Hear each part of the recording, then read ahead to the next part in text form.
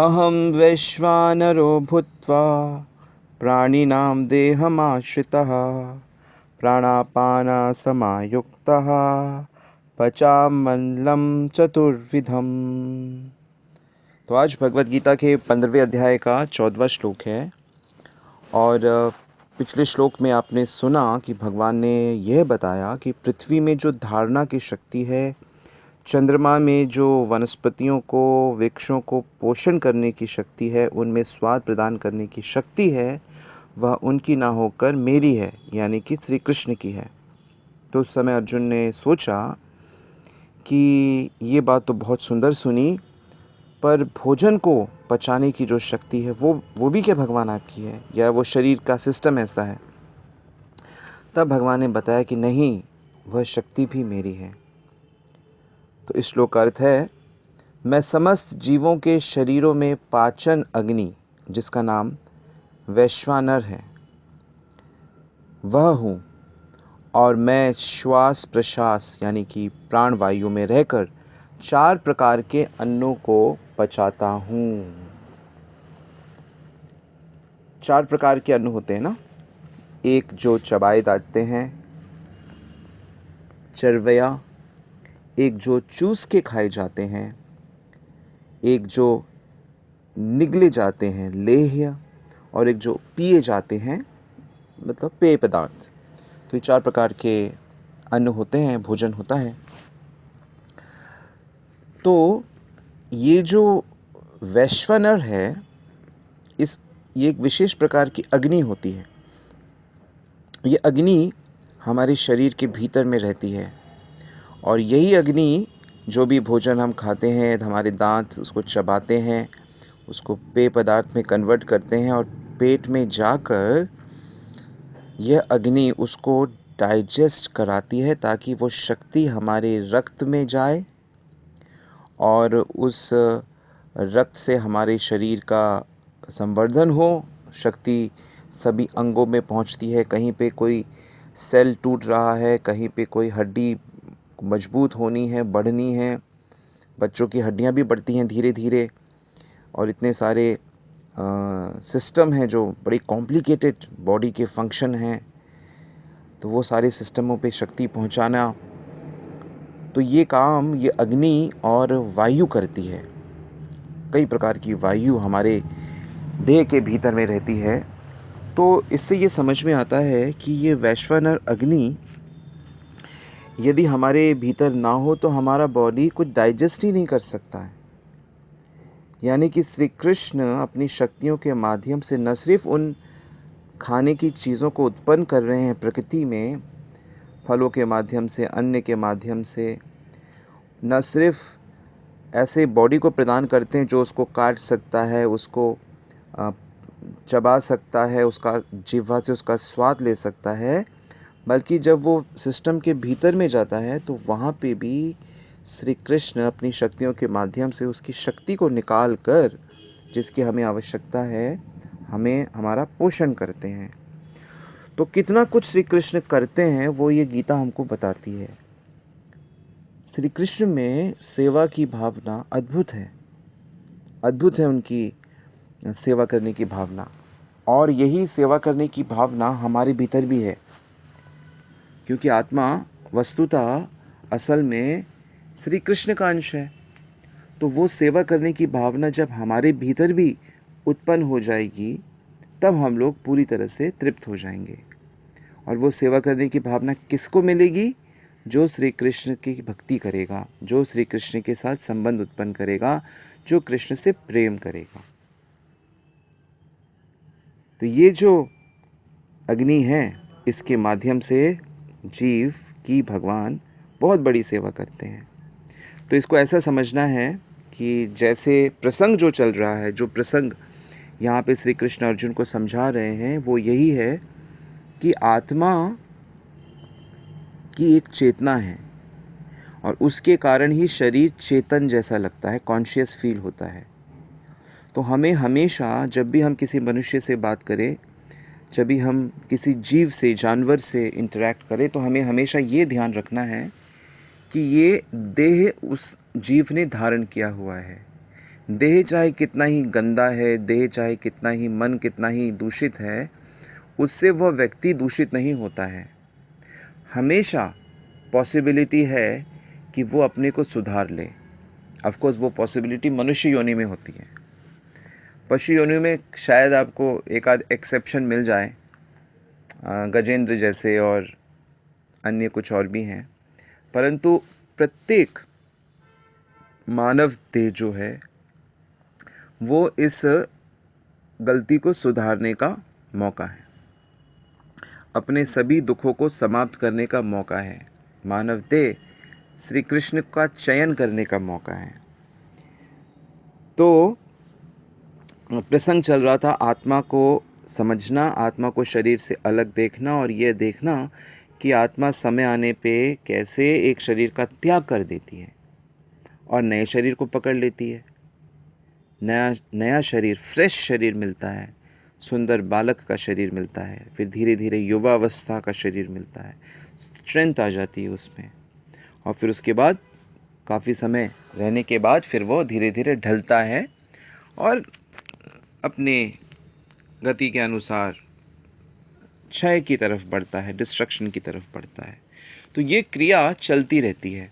तो भगवान यही बता रहे हैं कि इसको देखना चाहिए, न सिर्फ इसको देखना चाहिए बल्कि तुम्हें मैं साथ साथ और भी चीज़ें बताता हूँ कि मैं कैसे काम कर रहा हूँ।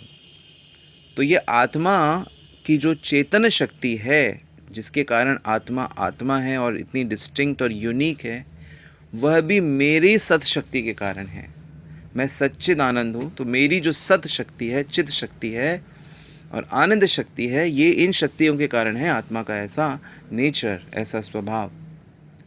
तो आत्मा को भी जब तुम देखते हो तो कायदे से तुम्हें मेरे को भी देखना चाहिए, मेरी प्रेजेंस को भी फील करना चाहिए, तभी तुम एक्चुअल में सत्य देख पाओगे। जितने भी बड़े बड़े ग्रंथ हैं, चाहे वो भगवत गीता हो, वेद हो, रामायण हो, पुराण हो, भागवत हो, वेदांत हो, सभी ग्रंथों का जो सार है वो अगले श्लोक में भगवान बताएंगे कि वो सार यही है कि तुमसे मैं मिस ना हो जाऊं इस मानव जीवन में। और बहुत आनंद मिलेगा तुम्हें, क्योंकि जिस आनंद की तुम्हें एक्चुअल में तलाश है वह आनंद तुम्हें मेरे से ही उसकी पूर्ति होने वाली है, क्योंकि तुम मुझसे भिन्न हो नहीं, हो सकते नहीं। तुम अगर अपने को मुझसे भिन्न मानते हो तो ये भूल है, यह अज्ञान है। इसे तुम मेरे भैया अब इसे ठीक करने का वक्त आ गया है। तो ये जो अग्नि रूप में इस समय भगवान डिस्कस कर रहे हैं कि वो अग्नि रूप में कैसे काम करते हैं, शरीर के भीतर वाली अग्नि जिसको वैश्वानर कहते हैं, और ये थोड़ी अलग टाइप की अग्नि होती है। यूजुअली अग्नि के अंदर यदि आप सामान डालोगे, ईंधन डालोगे तो वो बढ़ेगी, लेकिन ये एक ऐसी अग्नि है कि जब इसमें भोजन इसको पहुंचाओगे, यानी कि प्रसाद पहुंचाओगे, भक्त लोग बस प्रसाद पाते हैं जो बुद्धिमान हैं, तो जब ये प्रसाद आएगा इसमें भोजन रूप से, तो वो अग्नि शांत होगी।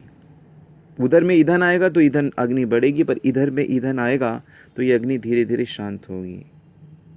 मतलब अगर आप उपवास भी करोगे, कुछ ईंधन नहीं डालोगे, तो भी अग्नि प्रज्वलित होती रहती है। और ये अग्नि है जो उस हमारे शरीर के भीतर एक बॉडी टेम्परेचर होता है, कुछ 93-94 फ़ारेनहाइट के आसपास का टेम्परेचर होता है। तो ये टेम्परेचर, चाहे हम अफ्रीका में चले जाएं जहाँ बहुत गर्मी है, चाहे हम अंटार्कटिका में चले जाएं जहाँ बहुत, रशिया में जहाँ बहुत सर्दी है, तो भी ये बॉडी टेम्परेचर उतना ही रहता है।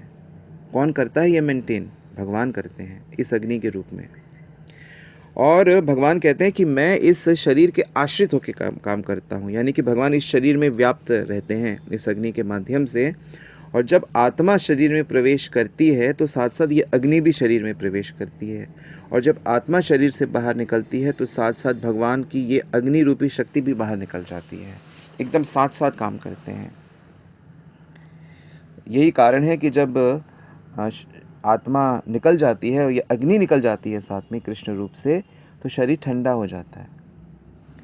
एक बड़ा सुंदर उदाहरण है राजा मलय ध्वज का। राजा मलय ध्वज, भागवत पुराण में ऐसे महान भक्तों का वर्णन आता है।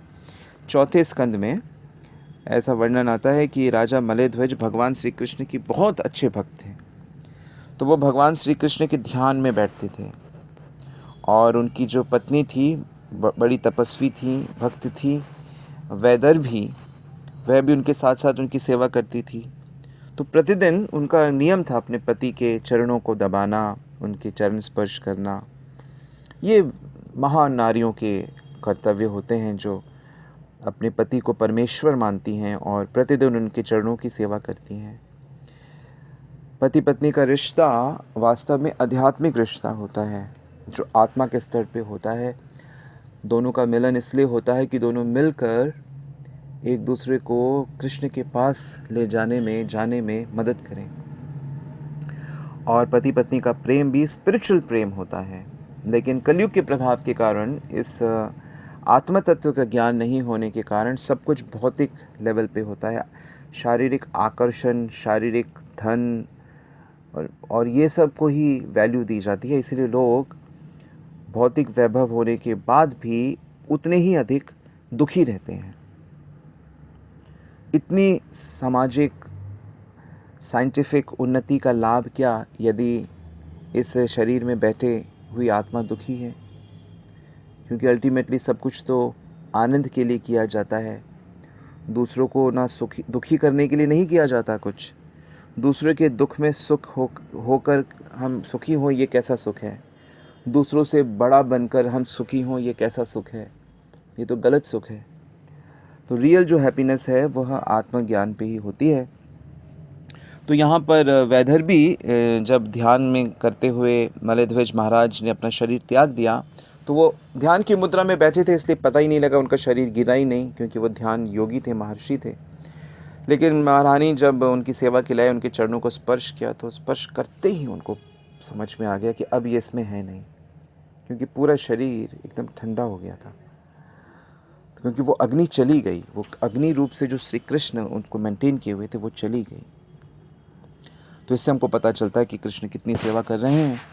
और इसी प्रकार भगवान कहते हैं, प्राणापाना समायुक्तः पचामी अन्नम चतुर्विधम, कि मैं प्राण और अपान के साथ मिलकर भोजन को पचाता भी हूँ। तो पहला तो अग्नि, एक प्रकार की अग्नि से वो रक्त और वायु का संचार को मेंटेन किए रहे हैं, और दूसरी प्रकार की जो अग्नि है उससे वो 4 प्रकार के भोजन को पचाते हैं। तो जो कृष्ण के इस चीज को नहीं समझ पाते, ऐसे लोग जो श्री कृष्ण को प्रेम नहीं कर पाते, कृष्ण का भजन नहीं करते, हम कह सकते हैं कि वो कृतज्ञ हैं। वो सारी सेवाएं ले रहे हैं, वो सारे जगत के भोग को ले रहे हैं, स्वाद को ले रहे हैं, लेकिन उसी श्री कृष्ण को रिस्पेक्ट नहीं करते, उसी श्री कृष्ण को पहचानने से, मानने से इनकार कर देते हैं। तो उनके जीवन में सुख कैसे आ सकता है? कदापि नहीं आ सकता। तो ये जो अग्नि है, वैश्वानर अग्नि, इसको समझना है कि ये सामान्य अग्नि से भिन्न है, ये एक डिफरेंट टाइप की अग्नि है। और भगवान हर समय, चाहे आप उनकी भक्ति करो, सेवा करो, उनसे ईर्ष्या करो, उनकी बात मानो ना मानो, लेकिन वो इस प्रकार से सारे संसार की सेवा बिना किसी एक्सपेक्टेशन के कृष्ण करते रहते हैं। अब एक समझदार व्यक्ति का क्या कर्तव्य है? उनका यही कर्तव्य है कि वो इस भगवान को ढूंढे, इस भगवान से प्रेम करे और इनकी सेवा करे। तो शुभकामनाओं के साथ आज यहीं रुकते हैं। हरे कृष्णा।